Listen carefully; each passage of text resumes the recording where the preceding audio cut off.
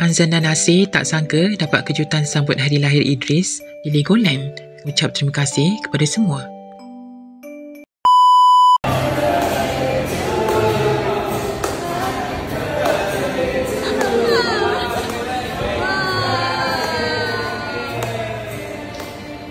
Happy birthday.